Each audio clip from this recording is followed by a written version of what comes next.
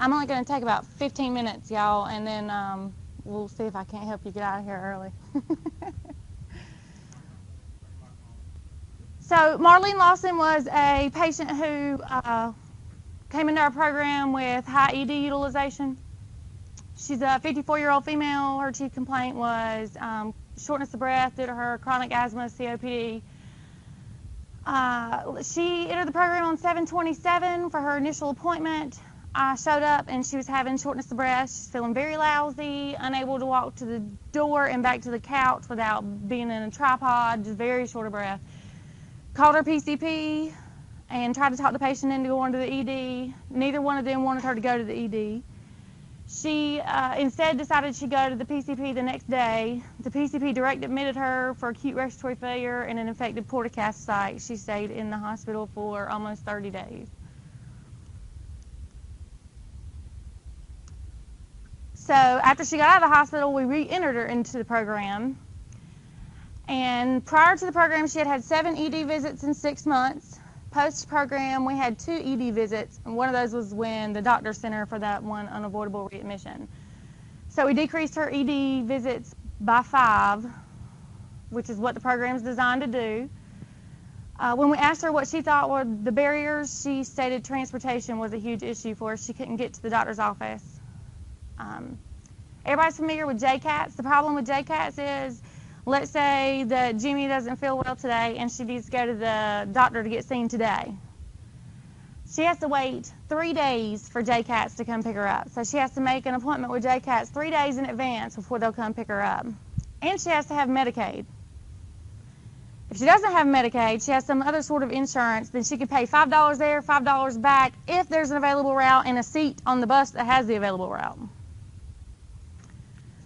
So what we did with her was we talked about taxi cabs. We also got her a primary care physician that was closer to her home so that if she did want to go, one of her neighbors could drive her. It wasn't going all the way to Clayton.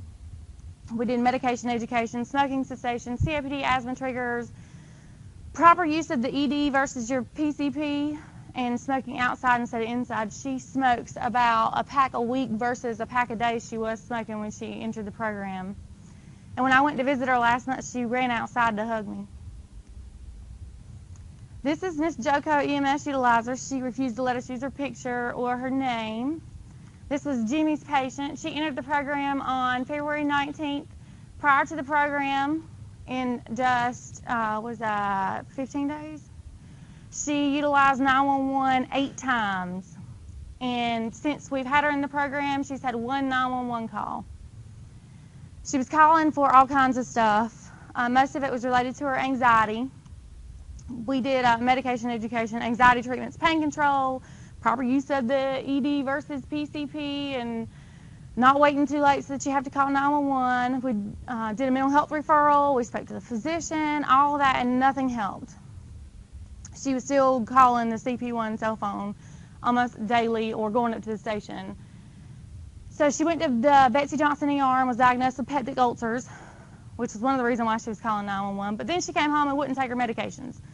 She had splitting, which is what she was diagnosed with after we got her into mental health. Splitting is where either something's really, really good or really, really bad. And she took a medication one time and it put white stuff on her tongue, and so she never took another medication. That was the way she felt about it. Well, we made sure that the PCP was advised of the 911 calls and ED visits. The next time that she went to her PCP's office, I guess it triggered that she was having issues, and he sent her over for a mental health evaluation. She was admitted into mental health. Doing much better now. She has not called 911 since the one time. Our program has posted a reduction of 295 EMS utilizations, and that was as of last month. This is only when looking at 52 patients, because we can only use the 52 because they have 4 months of pre-data and 4 months of post-data, or up to 6 months of pre-data and 6 months of post-data. We've had 182 discharged patients graduate our program, and there's our readmission rates. We have to look at those a little bit differently.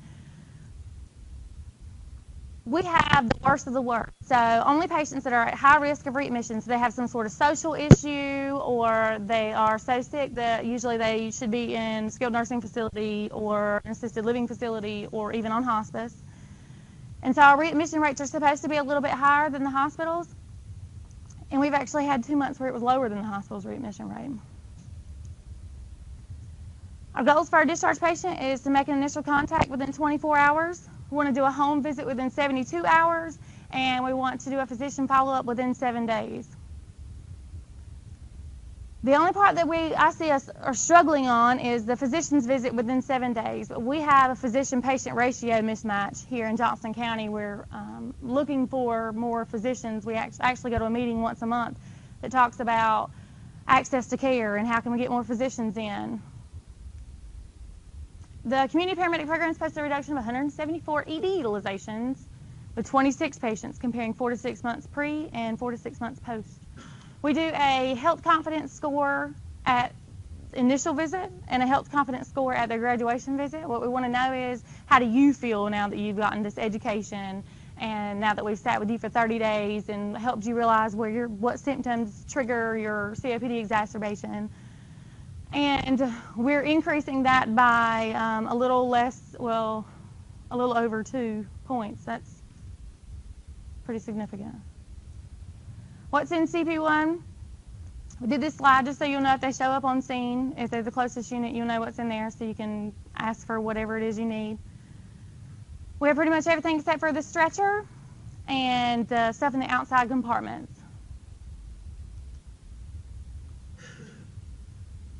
Our community paramedic program is available 7A to 7P, 7 days a week, 365 days a year. We do an average of 6 to 8 home visits a day, and our average home visit lasts an hour.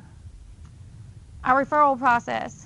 So for our discharge patients, if a patient has a diagnosis of CHF, COPD, or diabetes and is deemed high risk for readmission, we get an email on their discharge from the case manager or social worker who's doing their discharge planning.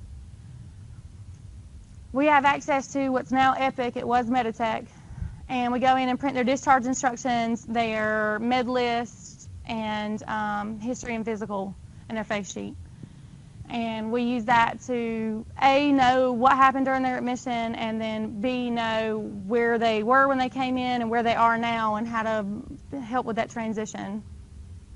Our EMS referrals, if they've called 911 4 or more times in a 30-day period, then I run a report every month and their name shows up on it. We also have Johnson County paramedics who can refer patients that they feel would benefit from the program. I sent an email out a couple of weeks ago that had the email address, which is emscp1@johnsonnc.com. So anytime that you see a patient that you think will need the program, just send me a short little blurb about why you think they need the program and give me the run number. Our emergency department referrals, they have to utilize Johnson Health ED 7 or more times in a 6-month period, and Community Care Awaken Johnson sends us a list of those every 6 months. Also, the case manager or social worker in the ED can refer these patients to us. So in the home, we're doing a social assessment. So we come in, we want to know, how do you get your food? Do you drive? Does your family take you places? Do you have family? Do you have a support system with you? We do a safety assessment. Is there fall hazards? Do you have a smoke detector, a fire extinguisher? What kind of issues do we see that might be a hazard? Do you have a phone near the floor in case you fall? Can you reach the food that's in your cabinets? Is it low enough where you can get to it? Is the porch light work? Does the inside light work? Can you reach it? That kind of stuff. We do a patient-centered medical assessment, MedRec, which is very important because usually that's where we find an issue with patients who either can't afford or didn't understand how they were supposed to take their medicines. We pick up and deliver prescriptions for our patients. What we'd like to do is get them connected to a pharmacy that will deliver to their home, but it takes a little while to get that done, so sometimes we do end up picking up and delivering prescriptions. We do disease-specific education. We have a brochure that we hand out to patients, CHF and COPD. We have a green, yellow, red light. Green is when you're doing good. This is what you should see. Yellow is when you're not doing too good and you need to make an appointment. Like you've noticed that you have an increase in your work of breathing when you walk to the bathroom and back and sit down. And then red is your increase of work of breathing all the time. You have to sit up to sleep, can't lay flat. And it just tells them if you're in yellow, you need to make a doctor's appointment within the next week or so. And if you're in red, we need to be seen by a physician pretty soon. And you need to call the CP phone, which sometimes they do and sometimes they don't. We schedule their physician's appointments. We connect them to community resources. We schedule transportation. All these things we do is a teach-back method. So we'll teach it to them. We want them to turn around and be able to do it by the time we leave. We'll go with patients to their physician appointments. We do that just to make sure that the lines of communication are open and the physician understands where the patient is, because sometimes they'll go in and the physician will say, "How are you doing?" And they say, "Fine." And you're like, "Oh, but you called 911 8 times in 15 days, so we're not okay. Like, something's wrong here." 309 patients graduated from Johnson County Community Paramedic Program. We're coming up on our 1-year anniversary, June 2nd. We do a satisfaction survey with the patients. We want to know how they like their community paramedic. And most of the time they do. Sometimes it's usually, most of the time it's always. And these are some quotes that we got from our community paramedic patients. And I'll leave those up while I take questions if anybody has any.